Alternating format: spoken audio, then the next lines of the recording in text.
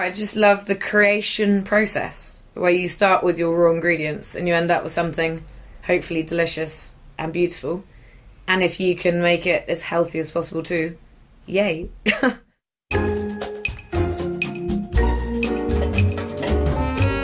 Welcome to the Lush Life podcast. I'm your drinking companion, Susan Schwartz, and I bring you the how-to guide for living life one cocktail at a time. Thanks to my mother's love of martinis, the first words I spoke were shaken, not stirred, and I've been obsessed by cocktails ever since. Together, we'll learn from bartenders, brand ambassadors, distillers, and others why certain drinks are popular in certain cultures, how to make the perfect old-fashioned, when to shake and when to stir, and so much more. Hear that sound? It's time to cozy up to the bar and let the fun begin. Sometimes I sip something at a drink stew and immediately need to meet the people behind it. This time, that cocktail was Silver Swift's ready-to-drink Wild Rose Gin at the Spirit Show in London. It was fortuitous that Rose Unwin, the founder of Silver Swift, was the one holding the bottle. A few months later, when I could lure her into London from the wilds of the Southwest, she sat down with me to reveal her secrets. I was born and brought up in Devon, in the deepest depths of the southwest, on the edge of a little village called Ufcombe. It was a really rural upbringing. We had dogs and ducks, and there was a scruffy pony around. And I had two brothers, so my mum chose not to work, so it made more financial sense. My dad was the breadwinner. I went to school in Devon. We used to make cider. Actually, we had a few cider apple trees, which was super cool. So we did that every autumn and got loads of friends and families over to help make it. So I've always loved the process of making something from raw ingredients. And my dad runs a food manufacturing company. So he would often come home with samples from the lab that he'd been making with a client and say, what do you think of this? What kind of food? So they're like sauces and butters and crumbs. So the best way to describe it is his company is the in-between stage from, if it's a meat product, like the abattoir, for example, and the supermarket shelf. So if you bought a steak, let's say, with a pesto butter pat on top, Dad's company would have made the garlic butter, like the garlic pesto butter. Or a sea bass fillet with a rocket crumb, that kind of thing. Again, that would be his company. Was he a good cook? Him, so-so, but my mum is a qualified chef. She went off to Cordon Bleu in France to train. So we were really, really lucky because growing up we're exposed to all sorts of amazing flavours and tastes. And I guess she was kind of pre the craze of farm to table. She was probably just because you lived in the country. Yeah. So everything was probably farm to table. Totally. I mean, Mum's always taught us to cook from scratch, and we didn't have very many artificial sort of pre-packaged food at home. I think the odd packet of crisps. Fizzy drinks only came out at birthday parties. So generally it was your meat, fish, veg and some potatoes or something like that, but cooked beautifully. Was she making French food, or was she making her version of English food? That's a good question. There was a lot of French food, especially in her desserts. But I think as health and education started becoming more prevalent and we realised that eating lots of cream, lots of cheese and butter is not so good for you every day, maybe as a treat. So actually it became a bit more British and Mediterranean, I would say. Yeah, which is how I tend to eat these days, with a lot of Mediterranean food, fresh fish, veggies. Now in Devon, the school, was it one of these tiny country schools and you knew everyone, or was it a pretty big school?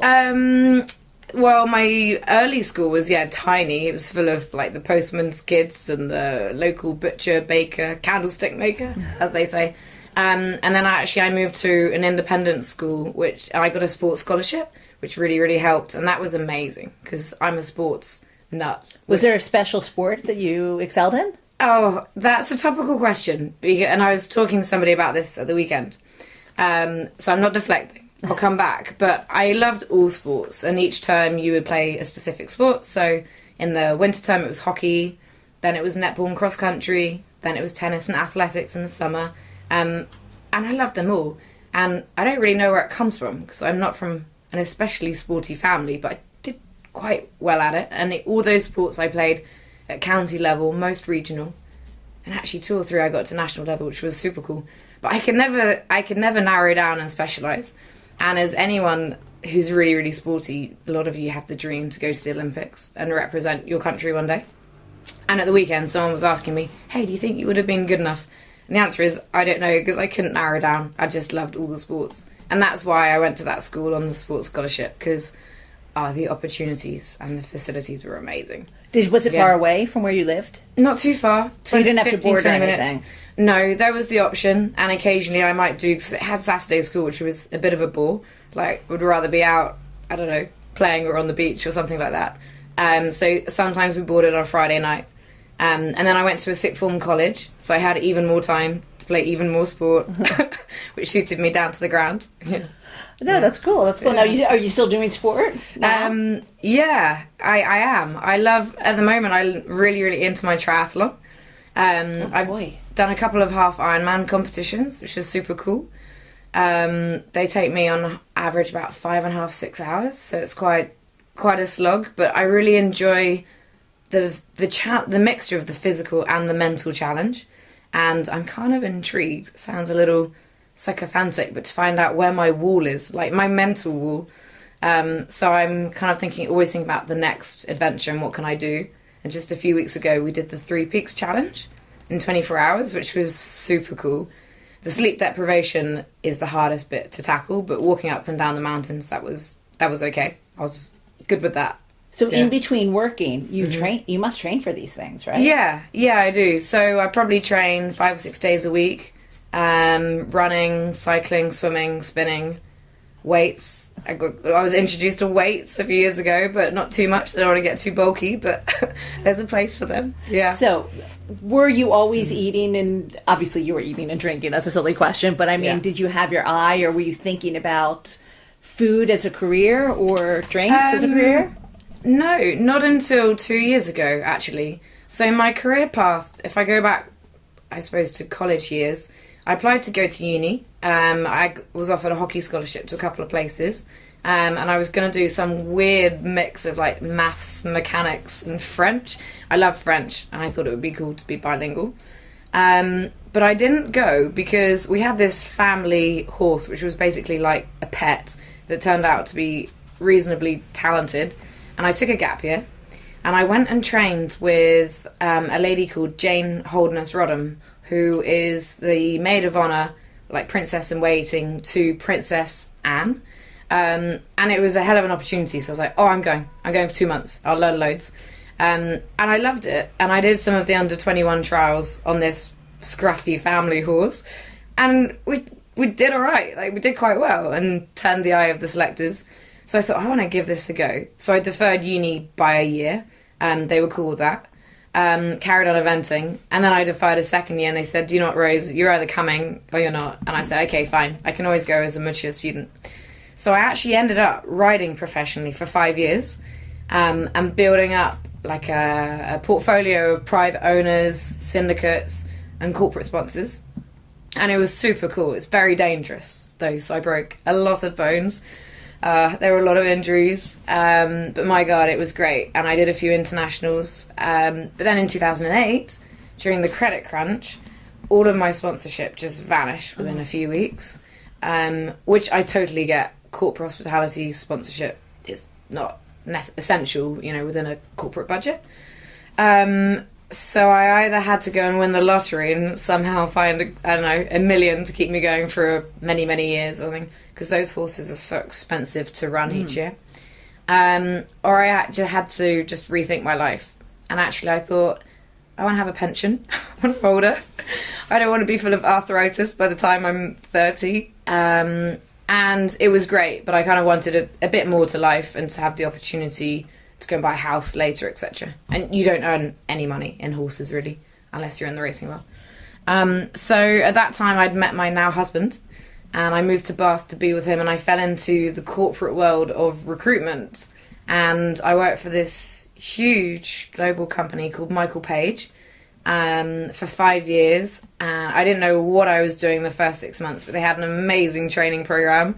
They took me out of smelly, scruffy jeans and jodhpurs and put me in a suit and taught me how to pitch and influence, and I learned about finance, so I specialised with accountants and corporate finance. And that was great. It was a hell of an adjustment. I know. I was just going to ask, did you ever just want to run away and say, wait a sec, I've got to be outside again? Yeah, the first few months I felt like a caged lion, because we were up in this modern office with all these, like, the walls were all glass, really, really high, air conditioning, so you couldn't even open a window, so you just feel like a goldfish up there. But most people work in an office job, so I just had to kind of suck it up and had to do something. Like, I've always been independent, and since 18 stood on my own 2 feet, so it paid the bills and I was learning new skills. In my 5th year I managed to get to regional manager, and I had 3 teams around the southwest. That was really cool. And there are loads of merits and the money was good, but actually long term I don't think it was sustainable for me, because I was working massive hours. And I burnt out the year of my wedding.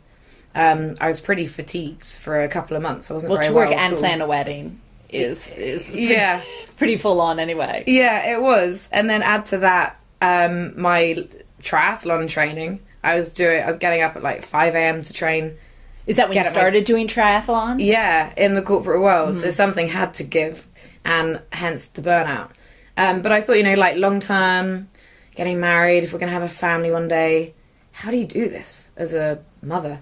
And I just thought it's impossible. So actually, I left in 2015, had some savings, and then I worked for a tech startup for a year, and oh my God, that was super exciting. There were like 4 or 5 of us in the team. I worked really closely with the founder, chief exec, who I knew well from a previous life, and I worked with her on her pitches for Silicon Valley. And I just loved it. And being directly at the coalface, and everything you do has an instant value and impact on the business. I thought, this would be great. I'd love to run my own business, but I need an idea. It's a great thing that you like that. Yeah. Because if you didn't, we wouldn't be here today, because you would have started your own company. You would... Yes, true. It would have been such the wrong decision. Thank goodness. Yeah. Well, because I suppose it's not for everybody. People talk about, you're either a wage slave or you're a crazy risk taker setting up your own company. There are pros and cons to both styles of living. But I'm not surprised, considering you were a risk taker anyway, riding a horse and being, I guess show so. jumping and all of that. Yeah, I like the adrenaline and a healthy amount of pressure. Yeah. But the idea for Silver Swift came to me when I was on a plane. So I wanted a gin and tonic, and actually this was before premium gins had made it onto planes. So I won't mention the gin that was available, but anyway, it was like a massive industrial household name, one of the lower end ones, and they probably had a fairly generic low end tonic too. And I was thinking, wow, we've got all these amazing gins back home in the UK now. Why haven't they made it into premix format? Why aren't they on planes? I still wonder that with some of the things. Yeah, I know, and still in some bars and retail outlets. So I started actually to think about setting up my own gin brand, but the decision I made 2 years ago was I thought the bubble already was so saturated, and there's so many gin brands, that I thought unless you have something super unique like the quinoa vodka or these quinoa gin, or the colour changing gins that have come through, it's going to be a tough gig. So I then started researching what they call the RTD market, ready to drink. And there are 1 or 2 household names in the more premium space, like the Bloom Fentimans mix, which are lovely. But a lot of the other brands are generally in the can format, and they're full of preservatives and artificial ingredients, sugar. They lack craft and artisan spirits too. So I kind of saw an opportunity. And when I was working for this tech startup, in my evenings I did months of research. I think about 6 months of research, and I built this business case, showed it to my brother, my husband, my dad, and I was like, I really think there's something here. And I studied the US market. They tend to be about 5 years ahead of us. And it was booming, and the RTD, the ready-to-drink market, was recording double-digit growth year on year. And premixed cocktails, the market was worth about 50 million 3 years ago, and they think that's going to grow tenfold by 2020, which is bananas if that does happen. So let's hope. Yeah, let's hope. Fantastic. Yeah. So for me, I wanted to create a pre-mixed brand of drinks using lovely British ingredients. So all of our flavours are British fruits and herbs. Like, you'll never see a pomegranate or a passion fruit flavour, because there's so much to celebrate here in the British Isles. And also, I care a lot about the environment, and I want to keep food miles to an absolute minimum where possible. Like, I love buying, eating locally. So I went out before I resigned from my job, and I started chatting to some of the British spirit suppliers, just literally approaching them on their Contact Us page or LinkedIn. And the response was really good, especially from the gin companies, because it's saturated. So any point of difference for them to get their brand into a different channel is a good thing. And a lot of them wanted to do it as a joint venture and collaborate. But I thought, if you saw a well-recognised logo on our bottles, that's what you would remember, and not our brand. So we need to build our own brand equity, which is why you don't see any other names on here. But we do openly talk about our supplier. And the supplier we picked in the end is Britons in Yorkshire. And they are amazing to work with. The vodka we use is 5 times distilled. And it took the silver award at the International Spirits Challenge last year, out of 1,500 entries. So they showed those Russians and Polish vodka makers. And you had met them before that. Yeah. Absolutely. So did you go with your own knowledge of gin and vodka? Or did you, your own tongue, I guess? Did you taste it and say, oh, I think this is the one for me? Yes, yeah. There was a lot of tasting. So the decision came down to taste, the relationship, and price, of course. And I'm all... You got to work with people that you get on with. Like, the business relationship is so important. And they were great. They were so open. Did you feel that you knew enough then? Obviously you did, but I mean, enough to, pick the right one for your product? Was your palate... That's a really good question. What makes me qualified to make that decision is how I'm kind of reframing it. I'm not a connoisseur. I'm not a critic, a judge. I worked in a pub, but I've never been a mixologist or bartender. But I do make a lot of drinks and syrups and cocktails at home. So I suppose the decision I made was based on my own personal taste and palate. So it's a good thing that generally people love what we've done. So you've always had this it's kind of a hobby of making drinks at home? Yeah. And you've been doing that for a while? Yeah, my hubby and I are quite social, and we throw quite a lot of parties. Yeah, so I'm always making the drinks. And cooking too. Yeah, I better speak to him about the division of labour there.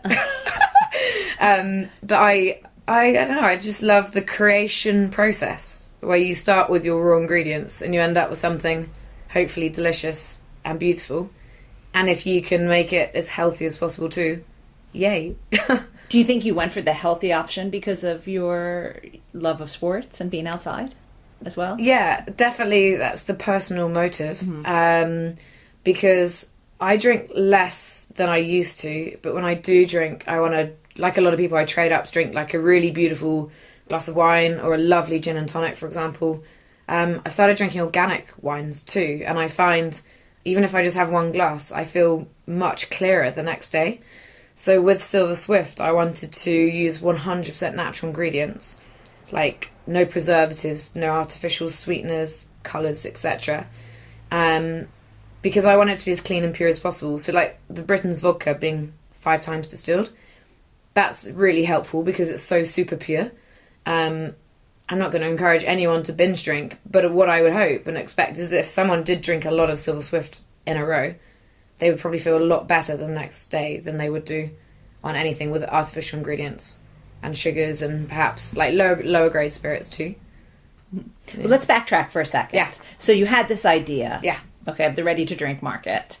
Where did you see your next steps going? Did you have a name already? Did you know exactly the flavors you wanted? What was that process? So I started off actually with Wild Rose as my preferred business name. Wild spelled with a Y instead of an I, so it's sort of like ye old English. And I tried to trademark it, but I literally, by half a day, was beaten submitting my application by an English sparkling wine company. That's crazy. I know. I say everything happens on one day. Yes. Yeah, you're so right. And let me tell you, I was pretty distraught by that. I felt like a real kick in the teeth. I hadn't even, like, the start gun hadn't even gone. It was like I was on the start line tying up my shoelaces and someone had pushed me over. I was like, oh, Jesus. But actually, it turned out to be a blessing in disguise, because wild rose is lovely for many reasons. Like, the rose is the British national flower. It grows in the wild arguably better than it does in cultivation. It's my name. Also, there was it symbolised me leaving the corporate world, setting up my own business, like going rogue, going wild. Go wild. Uh-huh. However, it is more of a female name. So Silver Swift, which was my second choice, is more gender neutral. I think it's more memorable too. Like, I've done some reading around brand names with alliteration, so the first and second words start with the same letter, and subconsciously, apparently, they entrench themselves more in your memory. So hopefully that's the case for us too. But the reason why I chose Silver Swift is because swifts are little country birds. They're migratory birds. So I like to think that reflects some international expansion for us in the future. But they're always on the go. And to me, this reflects modern society these days. And the amazing thing about them is that they eat, sleep, and mate in the air. Like, they sleep in the air. And the longest airborne swift ever recorded stayed in the air for 10 months without landing. So anyway, I saw that as a reflection for the way we live with our smartphones, 24-hour gyms, 24-hour supermarkets. We all suffer from time famine. And because these drinks are pre-mixed, ready to go, but bar quality, they're perfect for busy consumers on the go. And that's where I came up with the hashtag as well, Swift Serve. And I thought silver just sounded pretty. Yeah. And alliterative. Yes, exactly. Yeah. So that was the name behind it. So you got that. Thank goodness no one chose that name. Yeah. On the same day. And we got the trademarks. And then did you go with rose immediately as a flavor profile? Yeah, I did. I really wanted to have a rose flavour in there. In order to position the range as a really sophisticated RTD brand, I wanted a hero ingredient to feature in each drink. And I really don't want this to be something that gets put in the same grouping as Hooch or Smirnoff Ice and WKD, which are all great drinks, but they have their place and they're generally more orientated with the student drinking market. So roses are a lovely sophisticated flavour. It's very floral. It's like a country garden flavour. Basil I love, and basil works really well in drinks. I actually there's been a couple of tonic brands that brought out basil tonics in the last year or two as well, and I think they're great. Iced tea I love, and I noticed the iced tea market in the UK has grown loads. In the States, it's amazing. It's in fact, it's 6 times as big as over here. And I tried an alcoholic iced tea in a bar. I think it was in London, actually, in Camden, a couple of years back, and it was amazing. It stuck with me how good it was to have the smokiness of the Earl Grey. And although we can't grow tea here in the UK, Earl Grey is quintessentially British and associated is something we do at tea time. Yes, maybe because it's getting hotter here. Or, I mean, when I first moved here 15 years ago, I'd ask for an iced tea and people would say, how can you drink that disgusting stuff? You know, it's definitely something that I grew up drinking. Yeah. Being American.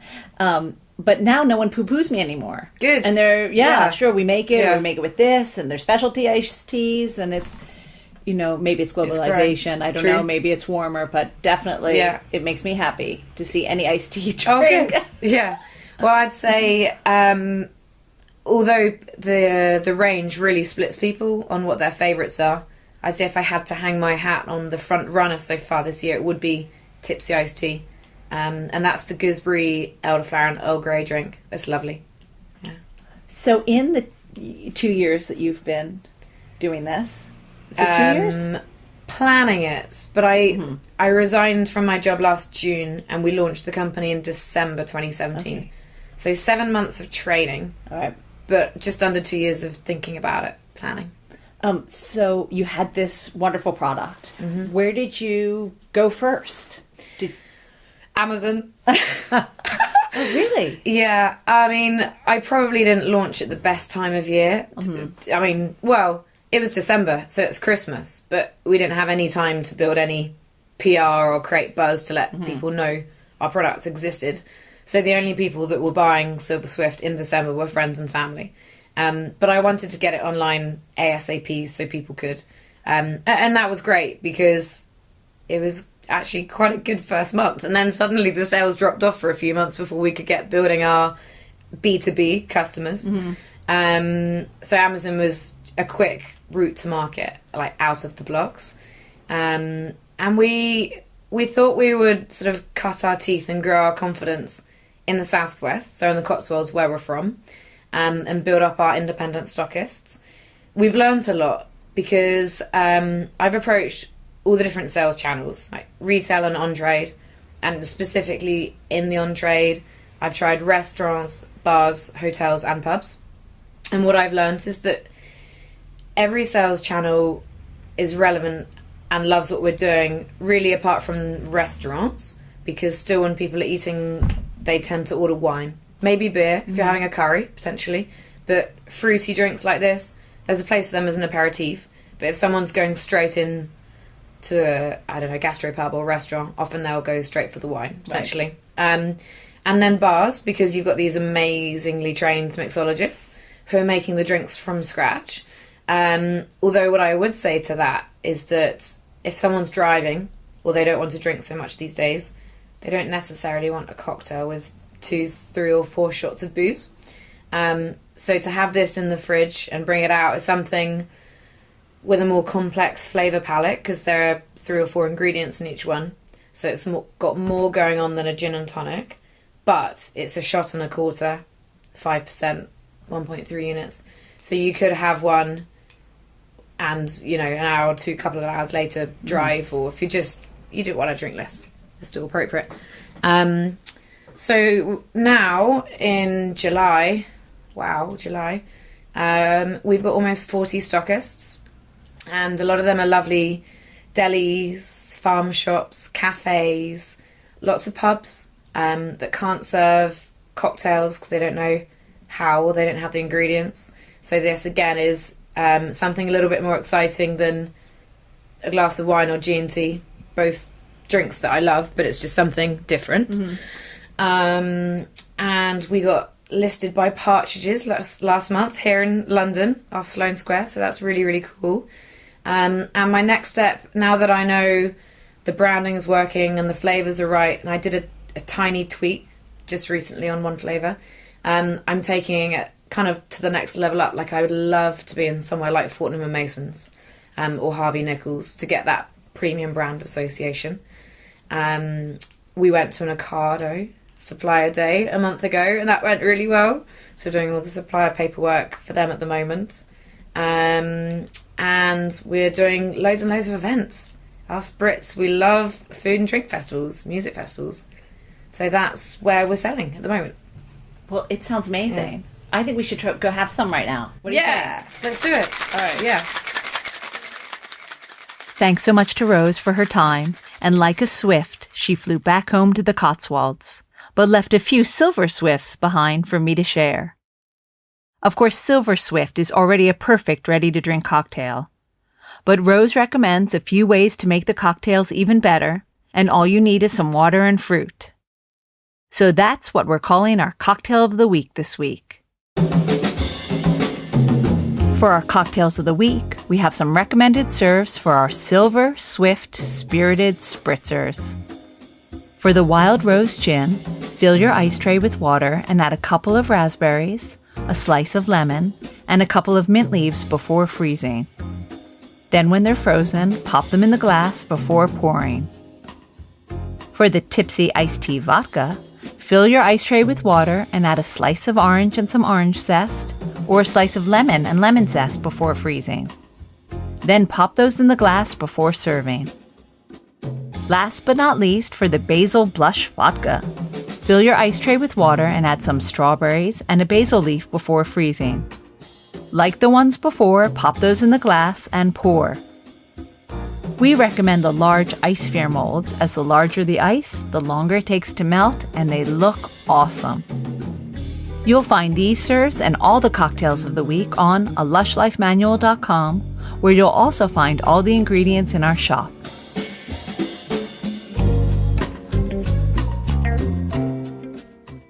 Don't despair. We're going on holiday a little early, but we'll be back on September 4th with Season 3 of Lush Life podcast.